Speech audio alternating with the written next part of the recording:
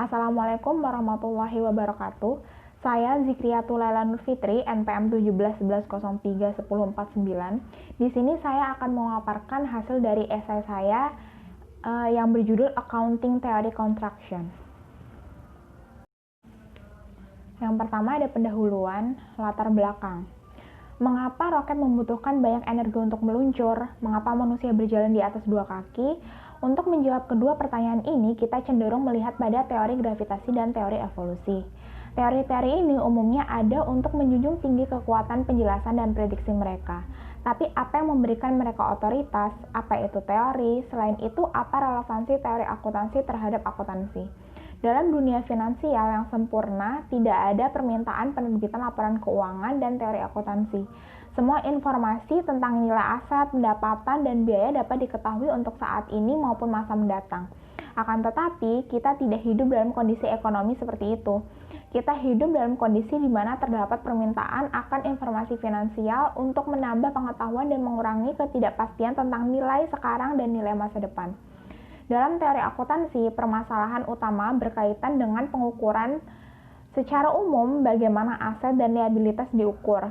Dengan nilai historis, nilai penjualan, nilai biaya jika membeli sekarang atau berdasarkan nilai sekarang dari cash flow masa mendatang. Apakah kita dapat mengakui secara internal atau harus ada pengakuan dari pihak eksternal? Selanjutnya, apa dampak implementasi perbedaan sistem pengukuran dalam ekonomi atau pasar untuk setiap stakeholder?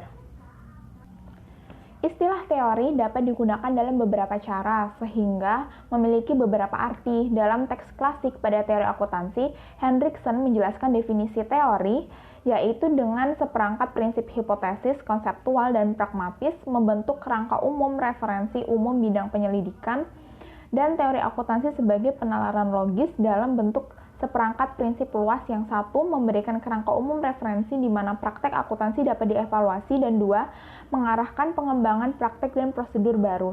Teori dapat digambarkan hanya sebagai penalaran logis yang mendasari pernyataan keyakinan. Apakah teori ini diterima tergantung pada seberapa baik menjelaskan dan memprediksi realitas, seberapa baik teori itu dibangun, dan bagaimana penerimaan implikasi dari teori untuk saintis, profesional, dan sosial. Penting untuk memahami bahwa teori akuntansi tidak terpisah dari realitas. Faktanya, tujuan utamanya adalah untuk menjelaskan praktik akuntansi saat ini dan untuk menyediakan dasar untuk pengembangan dalam praktek tersebut. Teori akuntansi pada dasarnya merupakan suatu konsep modern jika dibandingkan dengan teori-teori yang berasal dari katakanlah matematika atau fisika. Chambers berpandangan bahwa akuntansi telah berkembang dalam mode khusus untuk sesuatu maksud daripada sistematis dan teori terstruktur. Banyak resolusi akuntansi yang telah dikembangkan yang menyelesaikan masalah tertentu saat masalah itu muncul. Oleh karena itu, teori yang mendasari revolusi mereka juga telah berkembang secara masif, namun tidak terstruktur. Hal ini menyebabkan ketidakkonsistenan dalam praktek. Contoh ketidakkonsistenan tersebut meliputi praktek saat mengambil devaluasi aset yang belum direalisasi ke laba rugi, tapi mengambil keyakinan yang belum direalisasi untuk cadangan dan pengukuran beberapa aset pada nilai pasar saat ini, sementara yang lain diukur pada biaya. Selama bertahun-tahun, pembuatan standar akuntansi telah diusahakan untuk mengatasi masalah ketidakkonsistenan dengan mengembangkan kerangka atau teoritis konseptual yang akan mengarah pada perbaikan yang lebih konsisten seperti barang. Selanjutnya ada rumusan masalah. Rumusan masalah pada esai ini diambil dari case study 2.2, yaitu sebagai berikut. Rumusan masalah yang pertama atau pertanyaan yang pertama, Lendlease melaporkan peningkatan 13,5% keuntungan untuk tahun 2004 sampai 2005. Mengapa pasar saham tidak terkesan? Yang kedua, dalam mencoba menjelaskan reaksi tak tertandingi pemegang saham terhadap penghasilan Lendlease melaporkan jelaskan apakah dan atau bagaimana Anda bisa menggunakan pendekatan berikut terhadap akuntansi teori konstruksi. Yang pertama ada pragmatis, kedua ada keputusan kegunaan, ketiga ada teori akuntansi positif, keempat ada teori normatif, kelima ada pendekatan ilmiah, dan yang keenam ada pendekatan naturalistik. Kemudian yang nomor 3 atau rumusan masalah yang ketiga, manakah dari pendekatan yang dijelaskan untuk menjawab pertanyaan yang kedua, apakah menurut Anda yang paling berguna dan mengapa? Selanjutnya, rumusan masalah yang keempat, apakah pendekatan yang Anda jelaskan untuk masalah pertanyaan kedua itu saling eksklusif atau saling terkait, atau bisakah mereka digunakan untuk saling melengkapi? Jelaskan. Sedangkan tujuan dari esai ini adalah untuk bisa menjawab atau bisa menyelesaikan case study 2.2 yang terdapat pada rumusan masalah di atas, yaitu mengapa Lendlease melaporkan peningkatan 13,5% keuntungan, namun peserta tidak terkesan, dan mencoba menjelaskan pendekatan terhadap teori akuntansi konstruksi, yaitu pragmatis, keputusan kegunaan, teori akuntansi positif, teori normatif, pendekatan ilmiah, dan pendekatan naturalistik. Dan manakah dari pendekatan yang ada pada nomor 2 tersebut yang bisa menjawab pertanyaan nomor 2, dan menurut Anda mana yang paling berguna dan mengapa? Dan kemudian tujuan yang keempat yaitu apakah pendekatan yang Anda jelaskan untuk pertanyaan atau bisa saling terkait?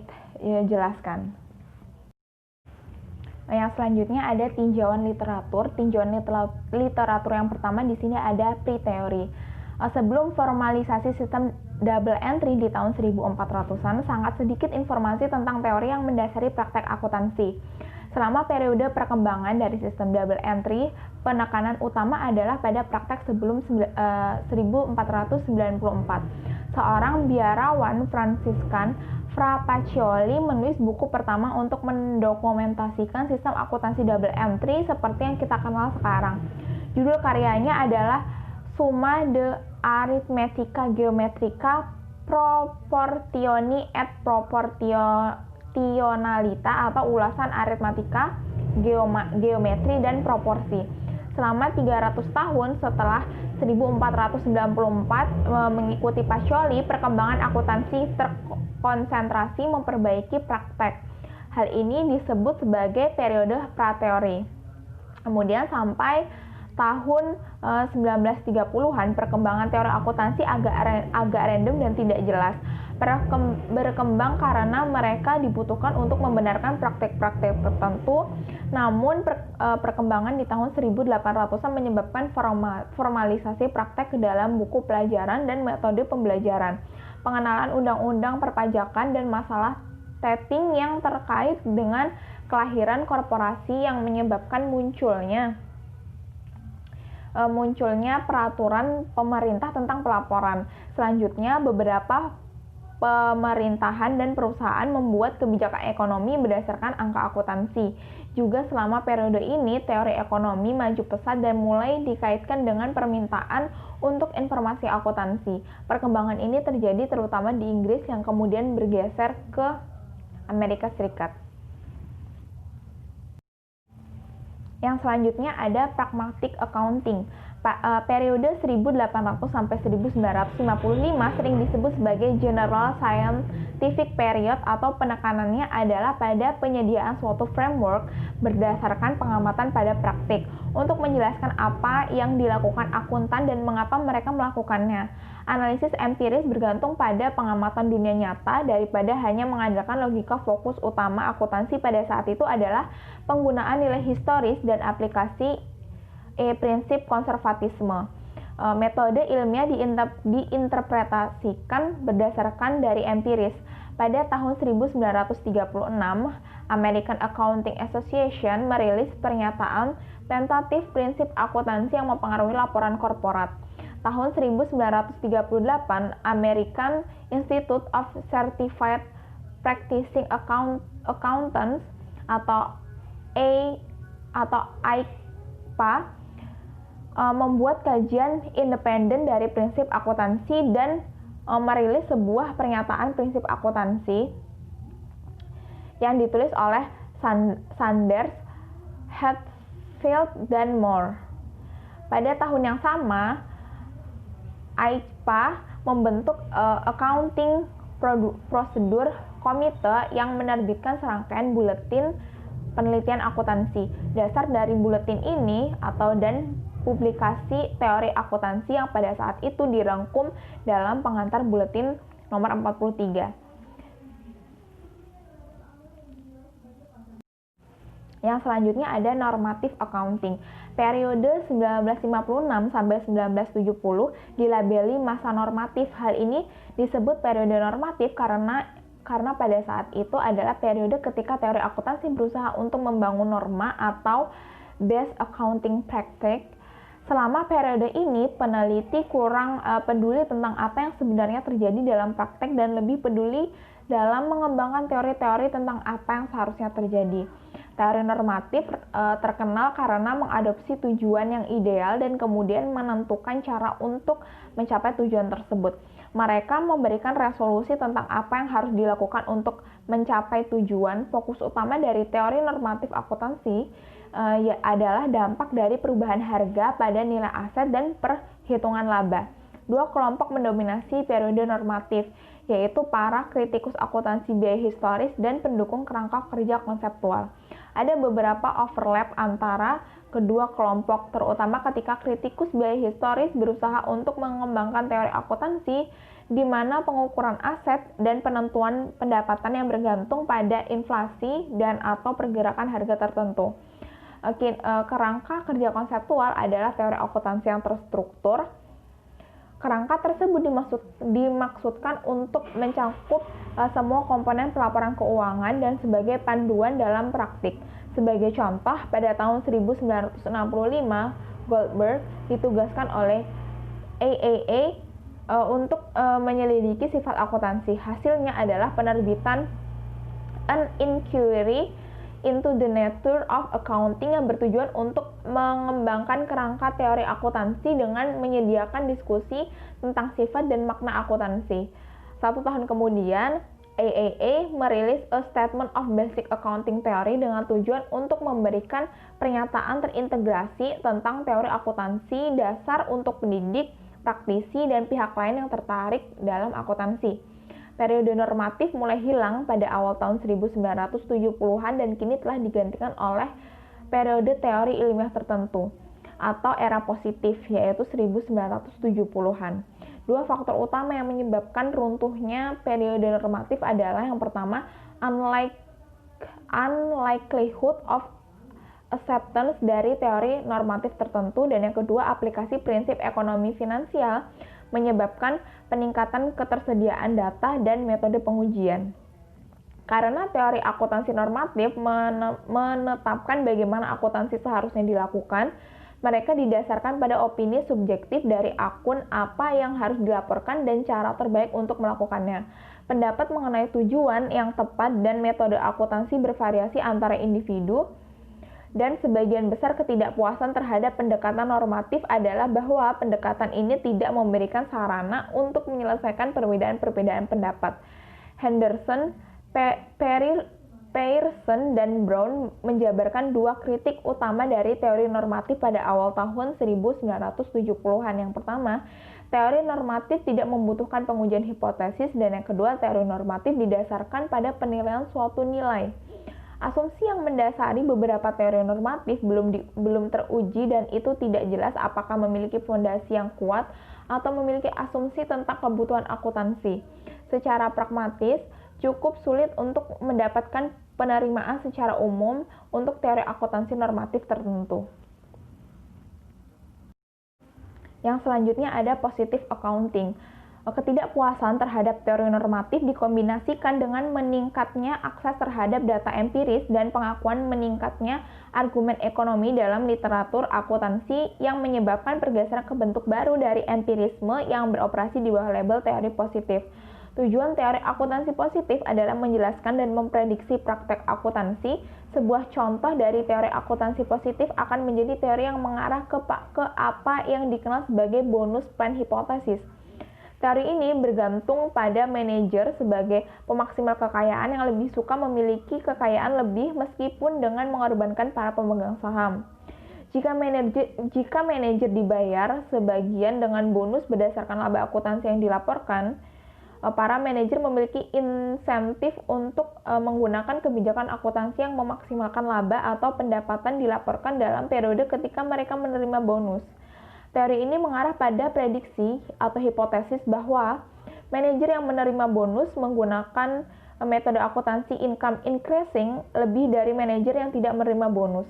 Teori tersebut penting karena menjelaskan efek ekonomi atau kekayaan akuntansi dan mengapa akuntansi penting bagi stakeholder, seperti pemegang saham, kreditur, dan manajer, yaitu semua yang kekayaan pribadinya dipengaruhi oleh keputusan akuntansi. Dengan menjelaskan dan memprediksi praktek akuntansi, Watts dan Zimmerman menganggap bahwa teori positif membingungkan ketika dikaitkan dengan pilihan teknik akuntansi. Mereka berpendapat bahwa teori akuntansi positif membantu dalam memprediksi reaksi dari investor di pasar, seperti pemegang saham, terhadap tindakan manajemen dan informasi akuntansi yang dilaporkan. Salah satu manfaat dari penelitian tersebut adalah bahwa hal itu memungkinkan regulator untuk menilai konsekuensi ekonomi dari berbagai praktek akuntansi. Permasalahan dari teknik ini adalah memaksimalkan kekayaan menjadi jawaban dari semua pertanyaan. Literatur positif melibatkan hipotesis yang berkembang tentang realitas yang kemudian diuji dengan mengamati realitas, biasanya berdasarkan asumsi maksimalisasi kekayaan. Pendekatan ini dikritik yang sebagian besar didasarkan sempitnya pendekatan karena terkonsentrasi pada agensi teori dan asumsi efisiensi pasar.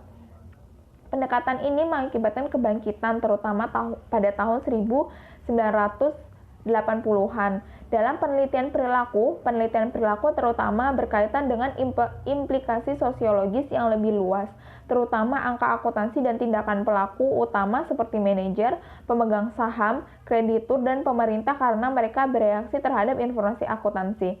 Teori akuntansi perilaku cenderung berfokus pada pengaruh psikologis dan sosiologis pada individu dalam menggunakan dan atau penyusunan akuntansi. Yang selanjutnya ada recent development.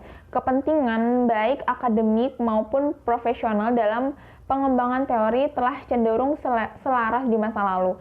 Peneliti akademis dan profesional dalam teori akuntansi cenderung untuk mengambil pendekatan yang berbeda.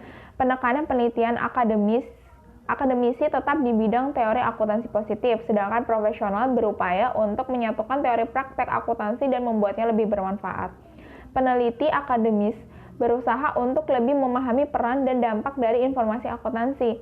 Pendekatan positif dan normatif tidak bertentangan karena pemahaman tentang dampak akuntansi merupakan faktor penentu standar akuntansi yang dipertimbangkan dalam mengembangkan panduan untuk praktek akuntansi. Pada bulan Desember 1987, Australian Accounting Research Foundation merilis usulan pernyataan konsep akuntansi yang menguraikan tujuan, karakteristik, kuantitas, dan aturan untuk definisi dan pengukuran aktiva dan kewajiban. Hal ini kemudian diikuti oleh AD 46A sampai B pada Maret 1988 yang menguraikan konsep entitas pelaporan dan memberikan definisi pengukuran dan pengakuan beban pada tahun 1990. AARF resmi menerapkan dasar kerangka konseptual dalam Statement of Accounting Concept 1, 2, dan 3 diikuti pada tahun 1994 dengan SAC4. Yang selanjutnya ada pembahasan dan diskusi. Berikut penyelesaian dari pertanyaan yang ada pada rumusan masalah. Pertanyaan pertama yaitu penyelesaiannya. Laba Lendlease 2004 sampai 2005 tidak memenuhi ekspektasi pasar. Selama periode itu, Lendlease berhasil menghasilkan bisnis yang berkembang melalui pengembangan retail dan perumahannya, termasuk beberapa proyek terkemuka di Amerika Serikat seperti membersihkan situs WTC setelah serangan 11 September 2001. Namun, pasar berharap Lendlease melakukan lebih banyak pekerjaan infrastruktur seperti jalan tol dan terowongan yang belum ada yang belum ada pada rencana Lendlease. Oleh karena itu, pasar tidak terkesan dengan hasil Lendlease. Selanjutnya, penyelesaian masalah yang kedua, A. Pendekatan pragmatis, terutama pendekatan pragmatis psikologis, mengamati bagaimana pengguna menanggapi keluaran akuntansi, dalam hal ini pengumuman laba. Dalam kasus Lendlease, pemegang saham tidak terkesan dengan pengumuman laba tersebut sehingga menyebabkan harga saham turun. Untuk menilai alasan reaksi yang tenang, sebuah studi yang menggunakan analisis protokol dan reaksi pemegang saham terhadap pengumuman pendapatan perusahaan lain dan pengumuman pendapatan Lendlease setelah subjek diberikan set informasi sebelumnya yang berbeda tentang perkiraan analisis tentang pendekatan akan berguna untuk membangun bukti kumulatif. Alternatifnya, peneliti dapat mensurvei pengguna laporan keuangan. Pendekatan ini juga dapat dilakukan di bawah akuntansi positif atau pendekatan metode ilmiah. Selanjutnya, penyelesaian masalah 2B. Pendekatan kegunaan keputusan mengasumsikan bahwa keluaran akuntansi memberikan informasi yang berguna bagi pengguna dalam proses pengambilan keputusan. Pendekatan ini akan mencoba untuk menentukan apakah keluaran akuntansi pengumuman laba Lendlease memberikan informasi yang berguna bagi pemegang saham untuk mengambil keputusan. Para pemegang saham dapat diberikan satu set informasi sebelumnya dan akun Lendlease, dan kemudian dalam percobaan terpisah memberikan satu set informasi sebelumnya yang berbeda dan akun Lendlease. Pada akhir setiap analisis laporan keuangan, mereka mungkin diminta untuk menawar saham untuk melihat kumpulan akun atau informasi sebelumnya yang mengarah pada harga saham yang lebih rendah.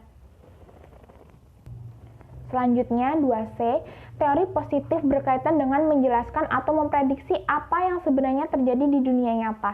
Dengan menggunakan teori positif, peneliti akan mencoba menjelaskan mengapa pada kenyataannya pemegang saham tidak terkesan dengan kinerja Lendlease meskipun keuntungannya 13,5%.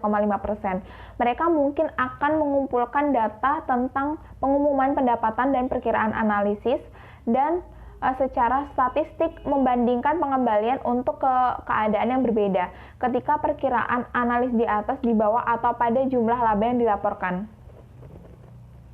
Selanjutnya, penyelesaian 2D. Teori normatif berkaitan dengan menentukan apa yang harus dilakukan.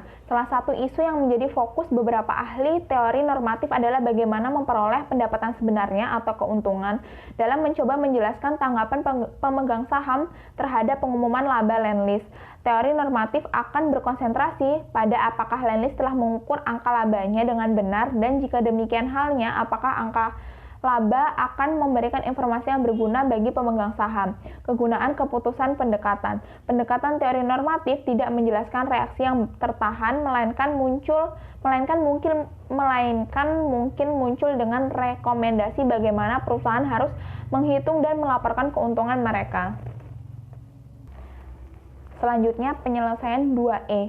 Berdasarkan pengamatan bahwa harga saham perusahaan pada umumnya meningkat setelah pengumuman laba positif, tetapi terkadang tidak, pendekatan ilmiah akan menyebabkan peneliti mengembangkan teori tentang mengapa hal tersebut terjadi. Lihat penjelasan untuk pendekatan teori positif. Selanjutnya, penyelesaian 2F. Pendekatan naturalistik sesuai untuk digunakan dalam menjelaskan reaksi pemegang saham individu terhadap pengumuman Lendlease karena berfokus pada masalah khusus perusahaan. Dengan menggunakan studi kasus sebagai metode, pendekatan ini akan mencoba menjawab pertanyaan mengapa pasar tidak terkesan dengan kinerja Lendlease. Meskipun telah menghasilkan 13,5% keuntungan selama tahun 2004 sampai 2005 dan memperkirakan pertumbuhan 2 digit pada tahun 2006. Selanjutnya, penyelesaian masalah pada rumusan nomor 3. Pendekatan tersebut umumnya tidak sesuai. Kami berpendapat bahwa pendekatan terbaik adalah melalui triangulasi. Penggunaan berbagai pendekatan untuk melihat apakah semuanya memberikan hasil yang konsisten. Secara keseluruhan, kami berpendapat bahwa pendekatan ilmiah memberikan hasil yang lebih dapat digeneralisasikan. Pendekatan ini kemungkinan akan diterapkan dalam konteks teori akuntansi positif. Hal tersebut dapat ditambah dengan studi kasus yang dilakukan dengan menggunakan pendekatan naturalistik. Selanjutnya yaitu penyelesaian pada rumusan masalah nomor 4. Ada beberapa pendekatan yang saling eksklusif dalam satu studi dan beberapa lain tidak. Misalnya pendekatan teori akuntansi positif umumnya merupakan bagian dari pendekatan metode ilmiah, namun teori akuntansi positif hanya mengacu pada pengembangan teori penjelasan, dan dengan demikian konsisten dengan pendekatan kegunaan keputusan dan lain-lain. Semua pendekatan dapat digunakan untuk saling melengkapi. Pendekatan ilmiah dan naturalistik misalnya saling eksklusif karena tidak dapat diterapkan pada waktu yang sama karena perspektif yang berbeda. Pendekatan saintifik adalah pendekatan yang sangat terstruktur untuk menganalisis masalah berdasarkan pengetahuan sebelumnya. Ini juga bergantung pada prosedur yang telah ditentukan dan teknik statistik untuk memvalidasi atau menyangkal hipotesis yang diuji, yang menghasilkan jawaban yang dapat diterapkan dalam pemahaman umum. Sedangkan pendekatan naturalistik dimulai dari pandangan bahwa realitas dikonstruksi secara sosial dan merupakan produk imajinasi manusia. Dengan kata lain, kenyataan bukanlah objektif, tetapi hasil dari interpretasi orang-orang terhadap situasi dan peristiwa yang mereka alami. Oleh karena itu, pendekatan ini paling baik digunakan untuk menganalisis masalah dengan pengaturan unik dan tidak ada asumsi atau teori yang berbentuk sebelumnya. Ini bertujuan untuk memecahkan masalah individu dan dengan demikian hasilnya mungkin saling untuk digeneralisasikan. Beberapa pendekatan dapat digunakan untuk saling melengkapi, misalnya pendekatan pragmatis memberikan uji kegunaan untuk pendekatan kegunaan keputusan. Salah satu cara untuk menguji apakah keluaran akuntansi memberikan informasi yang berguna adalah dengan memeriksa tanggapan pengguna terhadap laporan. Seperti disebutkan dalam pertanyaan 5B, teori positif 2B maksud saya, teori positif dan normatif juga dapat saling melengkapi. Teori normatif mengatur apa yang harus dilakukan dan salah satu cara untuk melakukannya adalah dengan menggunakan pendekatan kegunaan keputusan. Teori positif mengidentifikasi dan mencoba menjelaskan apa yang sebenarnya sedang dipraktekkan di dunia nyata dengan menggunakan pendekatan saintifik. Hal ini pada gilirannya dapat menjadi dasar pengembangan teori normatif untuk memperbaiki praktik yang ada. Baik, yang terakhir yaitu kesimpulan dari esai ini adalah istilah teori dapat digunakan dalam beberapa cara sehingga memiliki beberapa arti. Dalam teks klasik pada teori akuntansi, Hendriksen menjelaskan definisi teori yaitu seperangkat prinsip hipotesis, konseptual, dan pragmatis membentuk kerangka umum referensi untuk bidang penyelidikan, dan teori akuntansi sebagai penalaran logis dalam bentuk seperangkat prinsip luas yang satu memberikan kerangka umum referensi di mana praktek akuntansi dapat dievaluasi dan mengarahkan pengembangan praktek dan prosedur baru. Teori dapat digunakan hanya sebagai penalaran logis yang mendasari pernyataan keyakinan. Apakah teori ini diterima tergantung pada seberapa baik menjelaskan dan memprediksi realitas, seberapa baik teori itu dibangun, dan bagaimana penerimaan implikasi dan teori untuk saintis, profesional, dan sosial. Penting untuk memahami bahwa teori akuntansi tidak terpisah dari realita. Faktanya, tujuan utamanya adalah untuk menjelaskan praktek akuntansi saat ini dan untuk menyediakan dasar untuk pengembangan dalam praktek teori. Teori akuntansi pada dasarnya merupakan suatu konsep yang modern jika dibandingkan dengan teori yang berasal dari matematika atau fisika.